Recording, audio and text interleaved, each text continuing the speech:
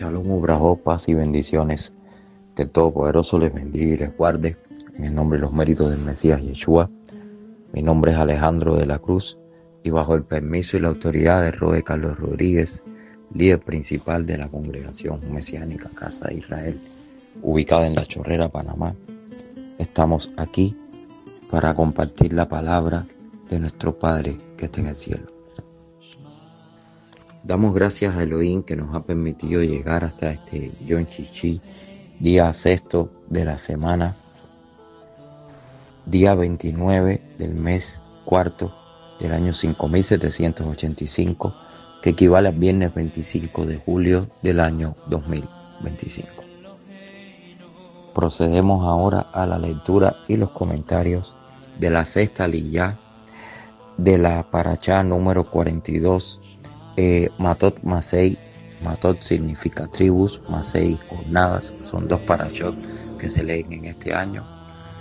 Y esta aliyá comienza en el Sefer, en el libro de Bamidbar, en Números, capítulo 34, versículo 16, hasta el 35, versículo 8.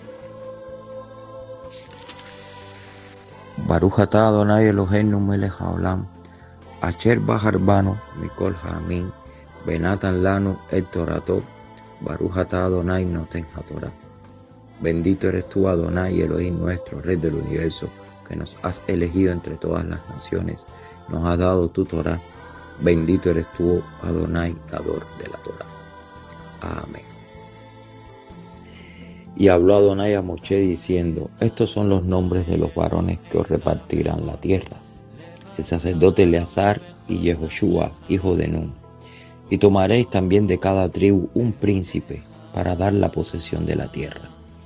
Y estos son los nombres de los varones: de la tribu de Yehudá, Caleb, hijo de Jefuné; de la tribu de los hijos de Shimeón, Semuel, hijo de Amiud; de la tribu de Benjamín, Elidad, hijo de Quislón; de la tribu de los hijos de Dan, el príncipe Buki, hijo de Jogli; de los hijos de Yosef, de la tribu de los hijos de Manaché, el príncipe Haniel, hijo de Efod; y de la tribu de los hijos de Efraín, el príncipe Kemuel,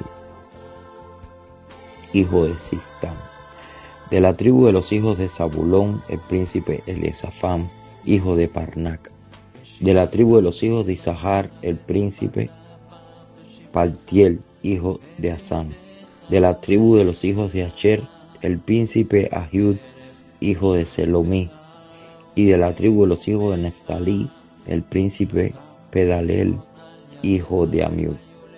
A estos mandó Adonai que hiciesen la repartición de las heredades a los hijos de Israel en la tierra de Canaán.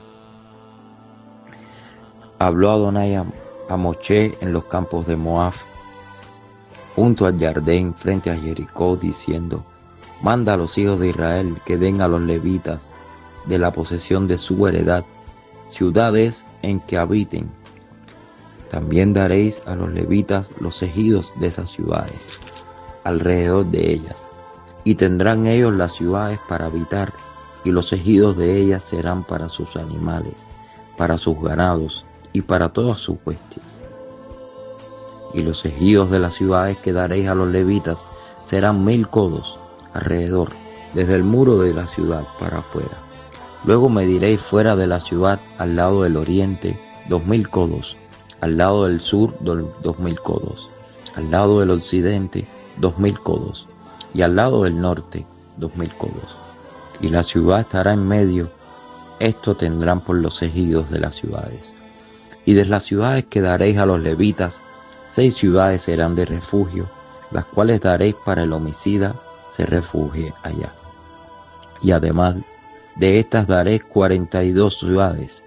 Todas las ciudades que daréis a los levitas serán 48 ciudades con sus ejidos. Y en cuanto a las ciudades que diereis de la heredad de los hijos de Israel, del que tiene mucho tomaréis mucho, y del que tiene poco tomaréis poco. cada uno dará de sus ciudades a los levitas según la posesión que heredará. Baruch atah Adonai Eloheinu melech haolam, asher natan lanu Torah emet, behaye olam natah betohenu. Baruch atah Adonai noten haTorah. Bendito eres tú, Adonai Elohim nuestro, Rey del universo, que nos has dado la Torah de veracidad y que implantaste vida eterna dentro de nosotros. Bendito eres tú, Adonai, dador de la Torah. Amén. En esta sexta aliyá se narra fundamentalmente a partir del versículo 16 del capítulo 35 del libro de Números.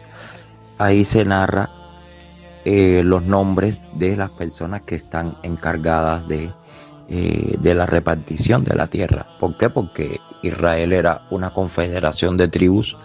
Israel estaba formada por los descendientes de Jacob y pues bueno, todas las demás personas que habían salido de Egipto. Sabemos que muchas otras personas de otras nacionalidades salieron también de Egipto.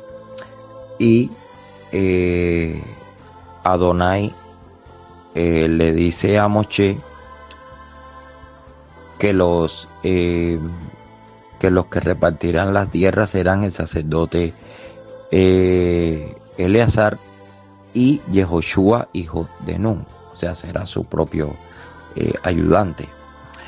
Y luego también dice el Eterno que escoja una tribu y de cada tribu escoja un príncipe para a través de ellos dar la posesión de la tierra. Y bueno, se mencionan los nombres de diferentes personas en cada tribu. Importante ahí que en la tribu de Judá el hombre escogido fue Caleb. Fue Caleb el hombre escogido. Y sabemos el papel que jugó Caleb en la conquista de la tierra prometida. ¿Por qué? Porque era un hombre con mucha fe, era un hombre determinado, era un hombre que cuando estuvo la situación de los espías, cuando fue enviado a la tierra prometida, pues él no se dejó llevar por los gigantes ni porque las murallas de las ciudades eran altas. Al contrario, él dijo que los iban a vencer porque Adonai estaba con ellos. Entonces ese es el resumen de lo que faltaba del capítulo 35 del libro de Números, del capítulo 34 del libro de Números. Y en el capítulo 35 se habla de los levitas, de las ciudades que iban a habitar los levitas, y se le otorgan 48 ciudades a los levitas, de las cuales 6 ciudades iban a ser ciudades de refugio, o sea, ciudades de refugio donde iba a poderse refugiar, valga la redundancia, donde se iban a acoger las personas que hubieran cometido algún homicidio no intencional y hubieran dado muerte a alguien sin querer. Y entonces esas personas iban a ir hacia dónde, iban a ir hacia estas ciudades, iban a explicar todo lo que sucedió, toda esta situación que sucedió, y si los ancianos de la ciudad determinaban que todo había sido de manera no premeditada, sino que fue un accidente, pues entonces los dejaban entrar. Si no era así, entonces los mismos jueces de la ciudad, los que estaban a la puerta, ellos lo entregaban al vengador de sangre, al Goel, para que se hiciera justicia, porque entonces se iba a determinar que el hombre había sido culpable, había cometido un asesinato. Y recordemos que dice la Torah, dice la Biblia, que los asesinos no heredarán el reino. Y eso es algo que tenemos que tener en cuenta. Si una persona comete algún tipo de asesinato, por supuesto, es entregado, a menos que se arrepienta. Pero incluso aun cuando se arrepienta, eso no significa que se va a eliminar, que se va a quitar el castigo de esa acción.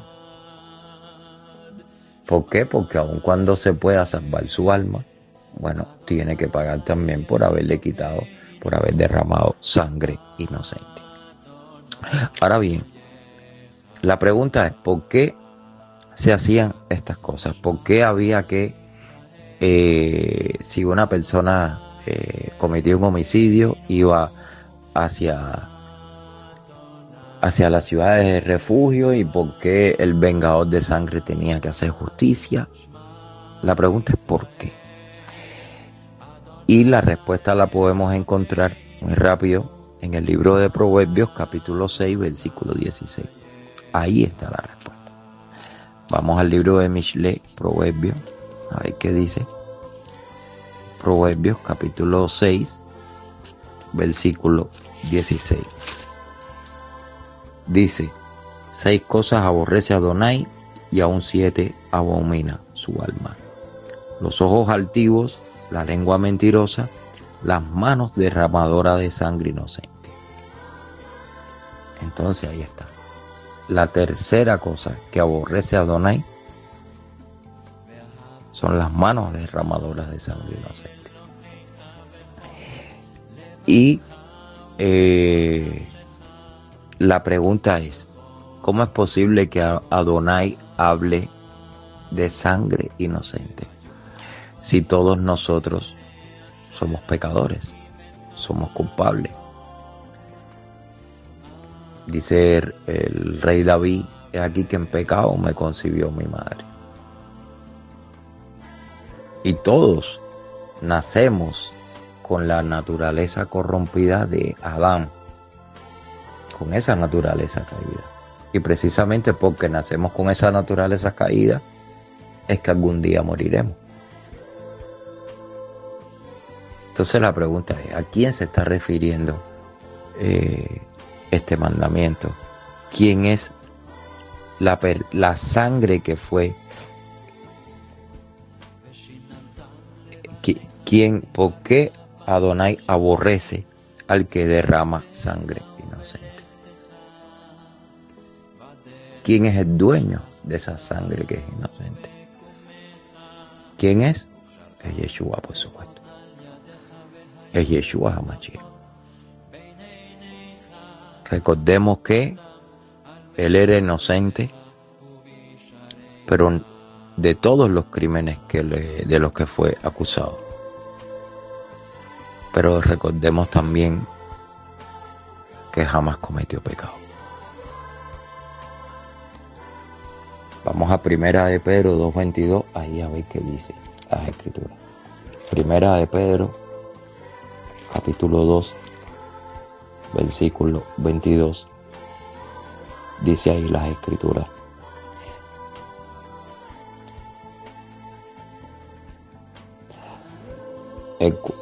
vamos a leer a partir del 21 mejor. Dice: pues para esto fuisteis llamados, porque también en Mashiach padeció por nosotros, dejándonos ejemplo, para que sigáis sus pisadas, el cual no hizo pecado, ni se halló engaño en su boca, quien cuando le maldecían no respondía con maldición, cuando padecía no amenazaba, sino encomendaba la causa al que juzga justamente.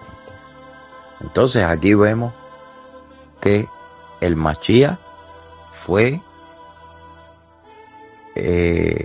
muerto, fue herido por nuestros pecados, tal y como dice Isaías 53, pero dice también que él nunca cometió pecado.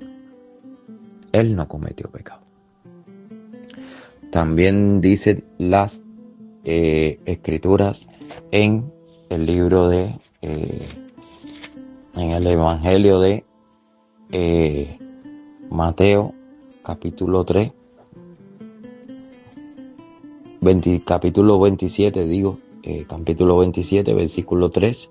Vamos a leer un momentico. Dice: entonces Judas, el que le había entregado, viendo que era condenado, devolvió arrepentido las 30 piezas de plata a los principales sacerdotes y a los ancianos, diciendo: yo he pecado, entregando sangre inocente. Mas ellos dijeron: ¿qué nos importa a nosotros? Allá tú. Y arrojando las piezas de plata en el templo, salió, fue y se ahorcó. Entonces aquí que vemos que en efecto hubo una persona que murió de manera inocente, que murió de manera cruenta, que murió sin haber cometido nunca ningún pecado. Y ese fue Yeshua. ¿Y cómo podemos saber que nunca cometió pecado? Aparte de estos versículos que hemos mencionado, bueno, está también el Evangelio de Lucas, capítulo 1. Vamos ahí. Lucas, capítulo 1, versículo 31. Dice ahí las escrituras.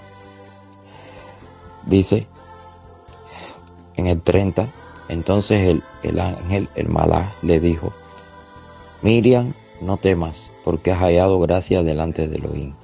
Y ahora concebirás en tu vientre y darás a luz un hijo, y llamarás su nombre Yeshua. Este será grande y será llamado Hijo del Altísimo. Y el Adón Elohim, que él le dará el trono de David su padre, y reinará sobre la casa de Jacob para siempre, y su reino no tendrá fin. Entonces Miriam dijo al ángel: ¿cómo será esto? Pues no conozco varón. Y respondiendo el ángel dijo: el Ruach HaKodesh, Espíritu Santo, vendrá sobre ti, y el poder del Altísimo te cubrirá con su sombra, por lo cual también el santo ser que nacerá será llamado Hijo de Elohim. Entonces aquí vemos el nacimiento de Yeshua.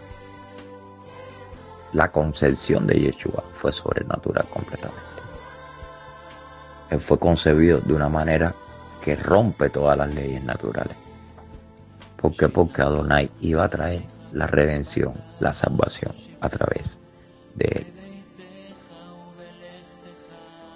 Entonces, ¿cuál es el problema con derramar sangre inocente? Y que Adonai aborrezca entonces que derrame sangre inocente. El problema es que figurativamente, que representativamente, absolutamente todos los seres humanos participamos de la muerte de Mashiach. Todos participamos representativamente en la muerte, en la ejecución del Mashiach. Todos, absolutamente todos. ¿Por qué? Porque todos violamos la palabra de Adonai, todos violamos los mandamientos que él había dispuesto. Y no solo esto, sino que también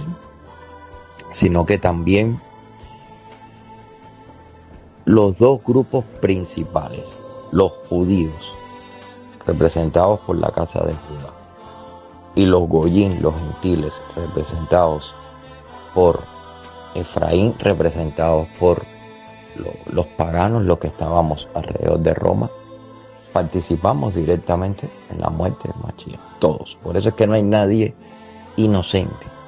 Todos somos reos de culpa. Los judíos, ¿qué hicieron? La casa de Judá, ¿qué hizo? Bueno, la casa de Judá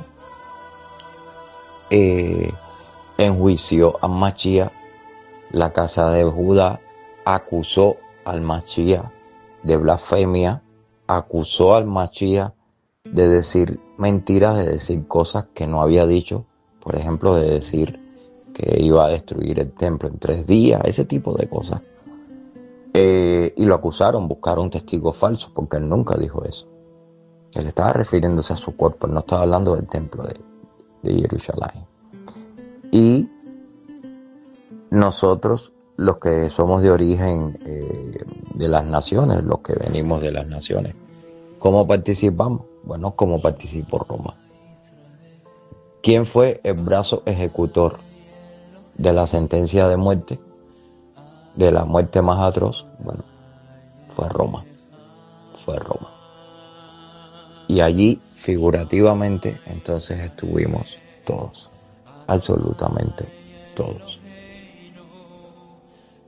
Ahora, ¿quién es el vengador de sangre en este caso? El vengador de sangre es el Padre, el Abacadosh. Está enojado con toda la humanidad. ¿Por qué? Porque la humanidad entera, representativamente, figurativamente, simbólicamente, mató a su hijo, ejecutó a su hijo. Y quiere cobrar venganza por este hecho. Ahora bien, nosotros no derramamos sangre inocente, pero no fue de manera accidental. Entonces, ¿qué hicimos? ¿Qué hicimos? Muchos no lo sabíamos. No lo sabíamos. Y esa fue la explicación que le dimos dentro de las ciudades de refugio. Ahora bien, tenemos que refugiarnos con los levitas. ¿Y hacer qué? Estudiar Torah. Estudiar Torah. Aprender a vivir. ¿Y esto qué sucedió después? ¿Hasta cuándo? Hasta que muera el sumo sacerdote. Y es algo interesante porque también en el momento en que muere el sumo sacerdote, el Cohen Hagadol, bueno, la persona puede volver a la vida, puede volver a su tierra, puede volver a arar la tierra, puede volver a trabajar, y ya entonces no puede el vengador de sangre hacer juicio, porque estaría entonces él violando la ley, él violando la Torah. Entonces esto es representativamente, figurativamente, lo que ocurre con cada uno de nosotros. Ese es el sentido espiritual de estos mandamientos, de por qué hay ciudades de refugio. Esas ciudades de refugio es para que no nos alcance la ira del Padre, porque hemos matado a su hijo, todos, absolutamente todos, hemos matado a su hijo. Ahora, si nos arrepentimos y esperamos la muerte del sumo sacerdote, entonces volvemos a la vida. Entonces volvemos a la vida. Entonces, nosotros sin saberlo, matamos al hijo, pero también matamos al sumo sacerdote. ¿Quiere decir esto? Que también fuimos perdonados. Porque reconocimos desde el fondo de nuestro corazón que lo habíamos hecho. Cuando cada uno de nosotros reconoce que no hay ninguna excusa, que hemos pecado delante de Adonai, que por más que tratemos de ser buenos, no lo somos. Cuando uno es capaz de reconocer eso y de implorar y suplicar misericordia, hermanos, créanme, Adonai viene y te habla. Adonai viene y se acerca a ti. Adonai viene y te perdona. Adonai viene y te cambia. Y dejamos de ser transgresores, dejamos de ser malvados, dejamos de ser borrachos, dejamos de ser mujeriegos, dejamos de ser drogadictos, dejamos de ser idólatras, dejamos todos esos pecados y Adonai nos cambia, nos santifica, nos bendice con una nueva vida, con una nueva oportunidad. Entonces debemos de aprovechar esa oportunidad que se nos está dando. Es solo una oportunidad que tenemos. La oportunidad de aceptar al Hijo, la oportunidad de reconocer que en efecto hemos cometido un derramamiento de sangre inocente Pero también tenemos la esperanza de que Adonai nos perdone. Siempre hay esperanza. Como dice un refrán popular, la esperanza es lo último que se pierde. Y aun cuando cada día tenemos que seguir batallando nuestras propias, conociendo nuestras propias debilidades, aun cuando nos sigue a Satán, el Eterno le reprenda, nos sigue enviando dardos de fuego, sabemos que anda como león rugiente, sabemos que hay tentaciones, todas esas cosas. Créanme, hermanos, que si ponemos los ojos puestos en Yeshua, que es el autor y consumador de la fe, podemos seguir hacia la meta y estar bendecidos por Adonai. Adonai cumple su palabra y Él transforma la vida de las personas. Ya ha transformado a millones y millones y millones de personas a lo largo de miles de años. Ya lo ha hecho y tiene poder para seguir haciéndolo hoy día y para hacerlo en tu vida. Confía en Adonai y reconoce todos tus pecados, todas tus iniquidades, y Adonai cumplirá su palabra. Él dijo que Él echaría los pecados en el fondo del mar y que nunca más se acordaría de ellos. Que el Eterno les continúe bendiciendo. Shalom, hermano.